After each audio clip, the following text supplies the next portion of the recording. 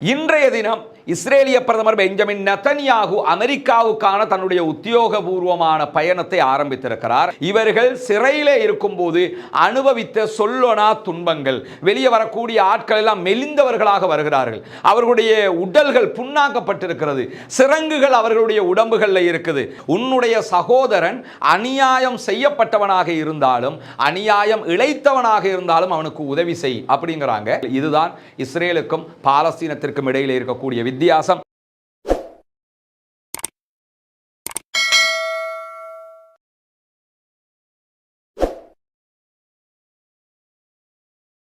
அஸ்ஸலாமு அலைக்கும் வரஹ்மத்துல்லாஹி வபரகாத்துஹு. ஏக இறைவனுடைய அமைதியும் கருணையும் உங்கள் அனைவர் மீதும் உண்டாகட்டுமாக என்கிற உயரிய பிரார்த்தனைகளோடு காசாவிலே, பாலஸ்தீன பெருநிலப்பரப்பிலே தற்போது சீஸ்ஃபயர் என்கிற அமைதி ஒப்பந்தம் ஏற்பட்டு 15வது நாளிலே நாம் நின்று கொண்டிருக்கக்கூடிய இந்த தருணத்தில் இன்றைக்கு என்னவெல்லாம் நடந்திருக்கிறது என்கிற முக்கியமான செய்திகளைத்தான் நாம் பார்க்க இருக்கிறோம். நமக்கெல்லாம் தெரியும், கடந்த சில நாட்களாகவே பணைய கைதிகளுடைய விடுதலை என்பது சர்வதேசமே பேசப்படக்கூடிய அளவுக்குண்டான ஒரு செய்தியாக மாறி இருக்கிறது. சர்வதேச மட்டத்தில் இவர்கள் யார், ஏன் இப்படி நடந்து கொள்கிறார்கள் என்று சிந்திக்கிற அளவுக்கு பாலஸ்தீன விடுதலை இராணுவத்தினுடைய நடவடிக்கைகளை அனைவரும் உற்று கவனித்துக் கொண்டிருக்கிறார்கள். ஒரு நேர்த்தியான கட்டமைப்பு, ஒழுங்கமைக்கப்பட்ட ஒழுக்கவியலுடன் கூடிய ஒரு படைப்பிரிவு, சொல்வதை அப்படியே கேட்கக்கூடிய ஒரு மக்கள் கூட்டம், அனைத்தையும் தாண்டி எது நடந்தாலும் எங்கள் பூமி எங்களுக்கு தான் என்கிற உரிமையோடு அதற்காகவே நிற்கக்கூடிய ஒரு சமுதாயம். இப்படி எல்லா வகைகளுமே தங்களுடைய நாட்டுக்காக அவர்கள் உறுதியாக நின்று கொண்டிருக்கக்கூடிய நேரத்தில் தற்போது சீஸ்ஃபயர் ஏற்பட்டிருக்கிறது, யுத்த நிறுத்தம் ஏற்பட்டிருக்கிறது. இந்த யுத்த நிறுத்த காலப்பகுதிகளுக்கு உள்ளாக இஸ்ரேலிய ஆக்கிரமிப்பு இராணுவம் என்ன பண்றாங்கன்னா, வெஸ்ட் பேங்க் என்கிற மேற்கு கரை பகுதி, நமக்கு தெரியும் காசாங்கிறது ஒரு பகுதி, மேற்கு கரைங்கிறது ஒரு பகுதி, பாலஸ்தீனம் துண்டாடப்பட்டிருக்கிறது. பாலஸ்தீனத்தை துண்டாடி இஸ்ரேல் என்கிற ஒரு நாடு உருவாக்கப்பட்டிருப்பது மட்டுமல்லாமல் இப்போது இருக்கிற அரைகுறை பாலஸ்தீன பூமியில கூட காசா என்பது தனித்துண்டாகவும் வெஸ்ட் பேங்க் என்கிற மேற்கு கரை என்பது தனித்துண்டாகவும் ஆக்கப்பட்டிருக்கிறது. இரண்டு பகுதிகளிலும் இரண்டு அரசாங்கங்களும் செயல்பட்டு வருகிறது. இப்படி பிரித்து வைத்து அந்த மக்களை துண்டாடி கொண்டிருக்கிறது இஸ்ரேல். இந்த நேரத்தில் தான் 1.5 ஆண்டுகளை தாண்டிய யுத்தம் தற்போது சமாதான உடன்படிக்கையை எட்டி இருக்கக்கூடிய நேரத்தில் வெஸ்ட் பேங்க் பகுதிகளில் தொடர்ந்து தாக்குதல்களை நடத்தி வருகிறது இஸ்ரேலிய ஆக்கிரமிப்பு.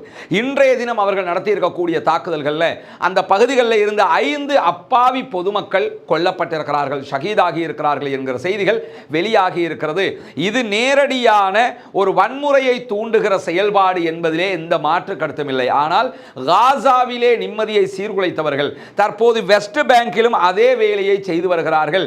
ஜெனின் பகுதிகளில் இன்றைக்கு இந்த தாக்குதல்கள் உக்கிரமாக நடந்து வருகிறது. அது தொடர்பான செய்திகளையும் பின்னால் நாம் விரிவாக பார்க்க இருக்கிற அதே நேரம் இன்றைய தினம் இஸ்ரேலிய பிரதமர் பெஞ்சமின் நெதன்யாகு அமெரிக்காவுக்கான தன்னுடைய உத்தியோகபூர்வமான பயணத்தை ஆரம்பித்திருக்கிறார்.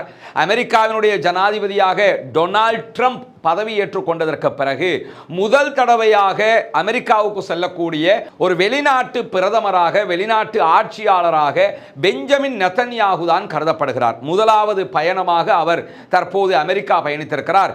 இந்த பயணத்தில் அமெரிக்க ஜனாதிபதி டொனால்ட் ட்ரம்பை அவர் சந்தித்து பேச்சுவார்த்தை நடத்துவார் என்று எதிர்பார்க்கப்படுகிற அதே நேரத்தில் மத்திய கிழக்குக்கான ட்ரம்பினுடைய தூதராக செயல்பட்டு வரக்கூடிய ஸ்டாஃப் விட்காஃப் அவர்களையும் இவர் சந்தித்து பேசுவார் என்று நம்பப்படுகிறது. அப்படியான ஒரு அறிக்கையை இன்றைக்கு இஸ்ரேலுடைய பிரதமர் அலுவலகமும் வெளியிட்டிருக்கிறது.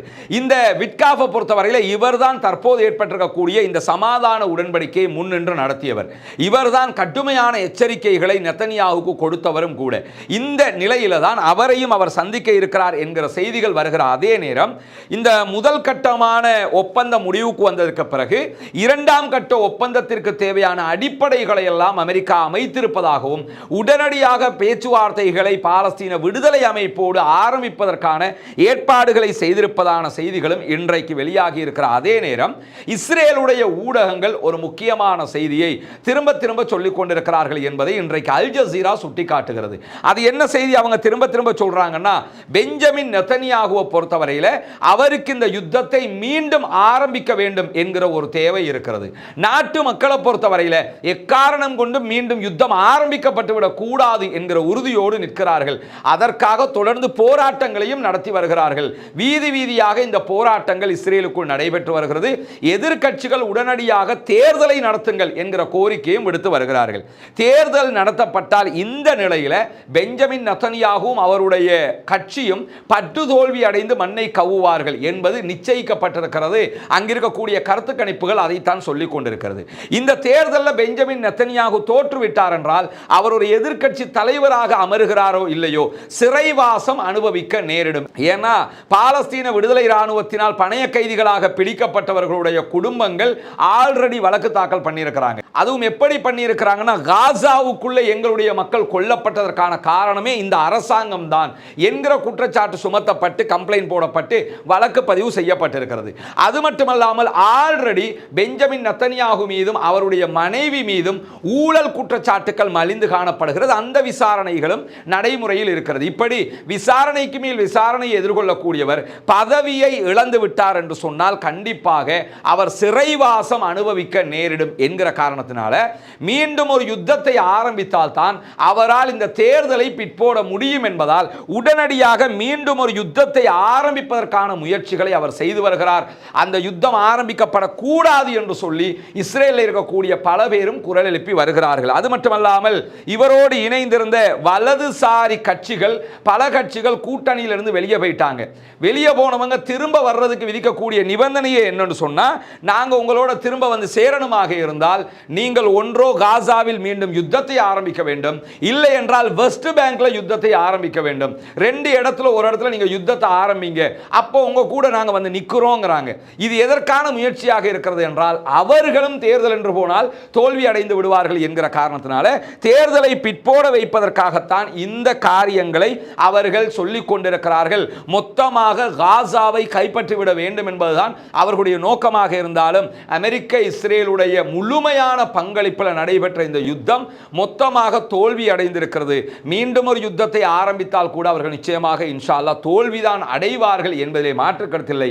ஆனால் மீண்டும் ஒரு யுத்தத்தை ஆரம்பிப்பதற்கு பெரும் தடையாக அமெரிக்கா இருப்பதற்கான வாய்ப்புகள் இருக்கிறது என்றும் சொல்லப்படுகிறது. இந்த செய்திகள் இன்றைக்கு வெளிவந்திருக்கிற அதே நேரம் அமெரிக்க ஜனாதிபதி டொனால்ட் ட்ரம்பை பெஞ்சமின் நெதன்யாகு சந்திக்கிற போது என்னவெல்லாம் பேச இருக்கிறார்கள், அந்த பேச்சிலே கிரேட்டர் இஸ்ரேல் தொடர்பான என்ன தகவல்கள் அடங்க போகிறது என்பதை பொறுத்திருந்து பார்ப்போம். நேற்றைய தினம் சனிக்கிழமை அரபு நாடுகளுடைய கூட்டமைப்பினுடைய நாடுகள், மிக முக்கியமாக சவுதி அரேபியா, எகிப்து, ஜோர்தான், யுஏஇ, கத்தார் ஆகிய நாடுகள் ஒன்றிணைந்து டொனால்ட் ட்ரம்புக்கு எதிரான தங்களுடைய வன்மையான கண்டனத்தை தெரிவித்திருக்கிறார்கள். ஒரு முக்கியமான ஒரு செய்தியாக இருப்பதால் அதை ஒரு தனி வீடியோவாக நாளை காலையில் வெளியிட இருக்கிறோம். பார்க்க விரும்புகிற சகோதரர்கள் கண்டிப்பாக அதை பார்த்துக் கொள்ளுங்கள். அரபு நாடுகளுக்கு கொஞ்சம் முதுகெலும்பு வந்திருக்கிறதோ என்று யோசிக்கிற அளவுக்கு உண்டான ஒரு அருமையான ஒரு அறிவிப்பாக அந்த அறிவிப்பு இருக்கிறது. இந்த நிலையில தான் பாலஸ்தீனத்தில் இருந்து கைதிகளாக பிடிக்கப்பட்ட பல சகோதரர்கள் இந்த ஃபீஸ்டாக் ஊடாக விடுதலை செய்யப்பட்டு வருவது நமக்கெல்லாம் தெரியும். எனக்கு பின்னால் தெரியக்கூடிய இந்த காட்சியை நீங்க பார்த்தீங்கன்னா, இது ஒரு சகோதரருடைய முட்டுக்காலுக்கு மேல தொடை பகுதிகளில் இருக்கக்கூடிய காட்சிகள். இங்கே நீங்க பார்க்கலாம், அவருடைய தொடை பகுதிகளை காட்டுகிற காட்சிகளை தான் அல் ஜசீரா காட்டிக் கொண்டிருக்கிறது. இதை நீங்க பார்த்தீங்கன்னா முழுவதுமாக அவருடைய கால்கள் புண்ணாக்கப்பட்டிருக்கக்கூடிய காட்சிகள் அதிலே காட்டப்படுகிறது. அது என்ன என்று சொன்னா, இவர்கள் சிறையிலே இருக்கும்போது அனுபவித்த சொல்லொணா துன்பங்கள். வெளியே வரக்கூடிய ஆட்கள் எல்லாம் மெலிந்தவர்களாக வருகிறார்கள். அவர்களுடைய உடல்கள் புண்ணாக்கப்பட்டிருக்கிறது. சிரங்குகள் அவர்களுடைய உடம்புகளில் இருக்குது. நாட்பட்ட நோய்களால் அவர்கள் பாதிக்கப்பட்டிருக்கிறார்கள். அவர்களை எடுப்பதற்கு ஒன்றுமில்லை என்று நினைக்கிற அளவுக்கு மிக கொடூரமாக அவர்கள் தாக்கப்பட்டிருக்கிறார்கள் என்கிறது ஈரோ மேட் ஹியூமன் ரைட்ஸ் மானிட்டர் என்கிற அமைப்பு. இந்த அமைப்பு மொத்தமாக கண்காணித்து இந்த செய்திகளை சொல்லியிருப்பது மட்டுமல்லாமல் சர்வதேசமே அவசரமாக இந்த மக்களுக்காக குரல் எழுப்ப வேண்டும் என்கிற கோரிக்கையும் அவர்கள் முன்வைத்திருக்கிறார்கள். இந்த நிலையில தான் பெரும்பான்மையான சிறையிலிருந்து விடுதலையாகக்கூடிய பாலஸ்தீன மக்கள் உடல் அளவில் மிக துயரமான நிலையில் இருக்கிறார்கள் என்று சொல்லக்கூடிய ஈரோ மேட் ஹியூமன் ரைட்ஸ் மானிட்டர் அமைப்பு தொடர்ச்சியாக அவர்களுடைய அறிக்கையில் என்ன சொல்றாங்கன்னு கேட்டா, ஒவ்வொருவரும் வேண்டுமென்றே பட்டினியால் பல கிலோகிராம் இடை குறைக்கப்பட்டிருக்கிறார்கள். சாப்பாடு கொடுக்காம பட்டினி போடப்பட்டிருக்கிறாங்க. உடல் மெலிந்திருக்கிறது. ட்ரெஸ்ஸை போட்டு வர்றதுனால உங்களுக்கு தெரியல. தனியா பார்த்தீங்கன்னா பார்ப்பதற்கு கவலையாகவும் அகோரமான உடல் தோற்றத்தையும் அவர்கள் கொண்டிருக்கிறார்கள். இப்படியான அழிவுகளை இஸ்ரேல் அவர்களுக்கு சிறைக்குள் செய்திருக்கிறது என்பது மட்டுமல்லாமல் அவர்கள் விடுவிக்கப்பட்டதை தொடர்ந்து உடனடியாக மருத்துவ சிகிச்சைகளுக்காக அனுப்பப்பட்டிருக்கிறார்கள்.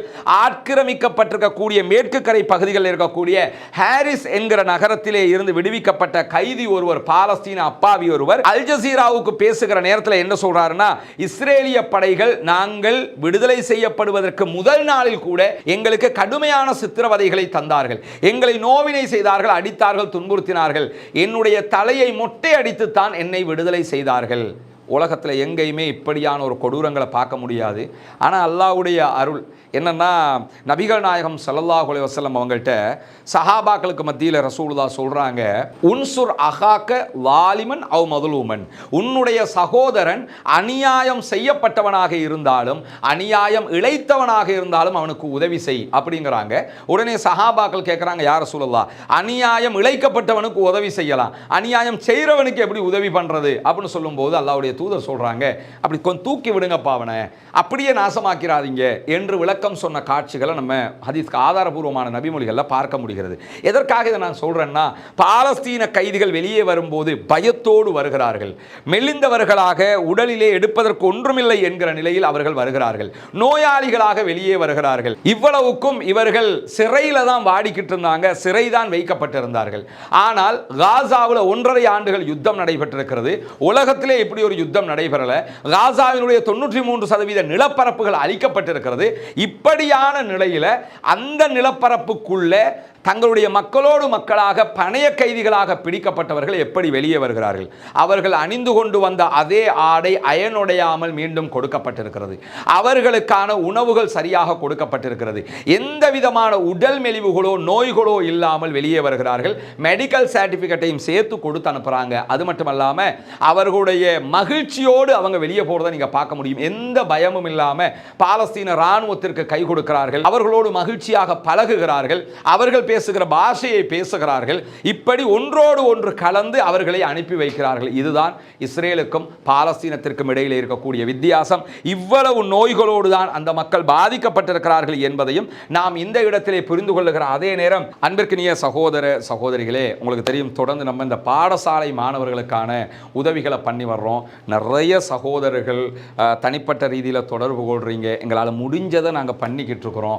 அதே மாதிரி பாடசாலைகளால் மொத்தமாக நம்மளை தொடர்பு கொள்கிற காரணத்தினால அவங்களுக்கு நம்ம பண்ணிக்கிட்டு இருக்கிறோம். நமக்கு முடியுமான பகுதிகளுக்கு தான் பண்ணிக்கிட்டு இருக்கிறோம். உங்களுக்கு தெரியும், நம்ம ஒரு பெரிய அமைப்பெல்லாம் கிடையாது. மக்கள் தரக்கூடிய பணத்தை வைத்து அவர்கள் தருவதை மொத்தமாக செய்யக்கூடியவர்களாக இருக்கிறோம். இந்த நிலையில தான் தொடர்ந்து இந்த பணிகளை முன்னெடுத்து வருகிறோம். எல்லாமே நீங்கள் தருகிற உதவிகளை கொண்டு தான் நடக்கிறது சகோதரர்களே. நிறைய பேர் கேட்குறாங்க, கொடுக்கறதுக்கு நீங்கள் தரதையெல்லாம் கொடுத்துக்கிட்டு இருக்கிறோம், நிறைய தாங்கன்னு தான் நாங்கள் உங்கள்கிட்ட கேட்க முடியும்.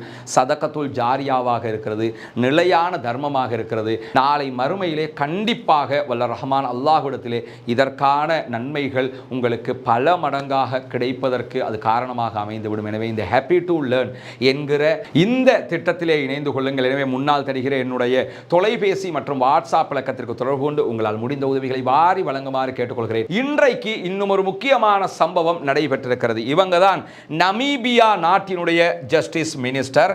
மிக ஒரு சிறந்த கல்வியலாளராக இருக்கிறாங்க இவர்கள் இன்றைக்கு ஒரு முக்கியமான ஒரு ஸ்பீச்சை பண்ணி இருக்கிறாங்க. குறிப்பாக ஹேக் குரூப், தி ஹேக் குரூப் என்று ஆரம்பிக்கப்பட்டிருக்கக்கூடிய இந்த அமைப்பு பாலஸ்தீனத்திற்கான அமைப்பாக இருக்கிறது. பாலஸ்தீனத்தினுடைய சுய நிர்ணய உரிமைகளை பாதுகாப்பதற்காகவும் பாலஸ்தீனத்திற்கான தனி நாட்டை உருவாக்குவதற்காகவும் உறுதி பூண்டிருக்கக்கூடிய 9 நாடுகள் சேர்ந்துதான் இந்த அமைப்பை உருவாக்கி இருக்கிறார்கள். அந்த நிகழ்வுல தான் இன்றைக்கு நமீபியாவினுடைய ஜஸ்டிஸ் மினிஸ்டர், நீதி அமைச்சர் அவர்கள் பேசி இருக்கிறார்கள். குறிப்பாக இந்த பட்டியலில் Belize, Bolivia, Cuba, Colombia, Honduras, Malaysia, Namibia, Senegal, South Africa ஆகிய நாடுகள் இணைந்திருக்கிறார்கள். நமீபியாவினுடைய ஜஸ்டிஸ் மினிஸ்டர் இவான் தௌசாஃப் அவங்க பேசும்போது இன்னைக்கு என்ன சொல்றாங்கன்னா, நமீபியா ஏன் பாலஸ்தீனத்திற்கான இந்த குழுவில் இணைய வேண்டும் தெரியுமா என்று ஒரு அற்புதமான விளக்கத்தை கொடுக்கிறாங்க. அதில் என்ன சொல்றாங்கன்னு கேட்டா, பாலஸ்தீனத்தை ஆதரிக்க நாங்கள் உறுதியாக இருக்கிறோம் என்பதை உலகத்திற்கு காட்ட வேண்டி இருக்கிறது. வருங்கால சந்ததியினருக்கும் இதை காட்ட வேண்டி இருக்கிறது. பாலஸ்தீனத்தினுடைய சுய நிர்ணயத்திற்கும் பாலஸ்தீனத்தினுடைய விடுதலைக்கும் நீங்கள் என்ன செய்தீர்கள் என்று சொல்லி எதிர்கால சந்ததி நம்மை நோக்கி விரல் நீட்டி கேட்கிற போது நம்மிடத்தில் உறுதியான பதில் இருக்க வேண்டும். எங்களால் முடிந்த அத்தனையுமே பாலஸ்தீனத்திற்காக நாங்கள் செய்திருக்கிறோம் என்று நாம் நிரூபிக்க வேண்டும். அதனால் தான் இந்த குழுவில் நாங்களும் இணைகிறோம் என்று சொல்லி இன்றைக்கு நமீபியா அறிவித்திருப்பதை நாம் பார்க்க முடிகிறது. உண்மையிலேயே மனிதநேயம் மிக்க பல நாடுகளை கொண்ட தேசமாக அந்த பகுதிகள் இருக்கிறது. நாம் மேலே சொன்ன எந்த நாட்டை நீங்க எடுத்துக்கிட்டாலும் அவர்கள் பல கஷ்டங்களை, அவர்கள் கருப்பாக இருக்கிறார்கள் என்பதற்காக வேண்டி, நம்மளும் கருப்பாக தான் இருக்கிறோம், அது வேற. ஆனால் நம்மளை விட அவங்க கருப்பாக இருப்பாங்க. அது மட்டும் இல்லாமல் வெள்ளைக்காரர்களை பொறுத்தவரையில் இவங்களை பார்த்தாலே அவங்களுக்கு பிடிக்கும். அதுக்காக வேண்டிய கருப்பர்கள் என்றாலே அடிமைகள் என்று வைத்துக் கொண்டிருந்த காரணத்தினால அதற்கு எதிராக போராடி இந்த நாடில் நமீபியா வரைக்கும் மேலே நம்ம சொன்ன பல நாடுகள் சுதந்திரம் அடைவதற்கு காரணமாக இருந்ததே நெல்சன் மண்டேலாவினுடைய அந்த தாக்கம் தான். குறிப்பாக நமக்கு தெரியும், நெல்சன் மண்டேலா சவுத் ஆப்பிரிக்காவினுடைய தேசத்தந்தை என்று அறியப்படக்கூடியவர். அவர் சவுத் ஆப்பிரிக்காவுக்கு சுதந்திரம் கிடைத்த அன்றைக்கு ஆற்றிய உரையில் என்ன சொன்னார்னா, நம்ம நாட்டுக்கு சுதந்திரம் கிடைச்சிருச்சுன்னு நீங்களாம் சந்தோஷப்படுறீங்க, நம்ம இன்னும் சுதந்திரம் பெறவில்லை. பாலஸ்தீனத்திற்கு என்றைக்கு சுதந்திரம் கிடைக்கிறதோ, பாலஸ்தீனம் என்றைக்கு தனி நாடாக அங்கீகரிக்கப்படுகிறதோ அன்றைக்கு தான் நமக்கும் சுதந்திரம் கிடைக்கும் என்றார் நெல்சன் மண்டேலா. இப்படியான ஒரு பழக்க வழக்கங்களை கொண்ட மனிதநேயம் மிக்க பாலஸ்தீன மக்களுக்காகவே நிற்கக்கூடிய பல நாடுகளில் நமீபியாவும் ஒன்றாக இருக்கிறது. உண்மையில் ஒரு பாராட்டுக்குரிய ஒரு செயல்பாட்டை இவர் செய்திருக்கிறார். இவருடைய ட்விட்டர் பேஜில் போய் முடியுமானவங்க அவருக்கு வாழ்த்து சொல்லுங்க, அவரை பாராட்டுங்க, ரொம்ப உற்சாகப்படுத்துங்க.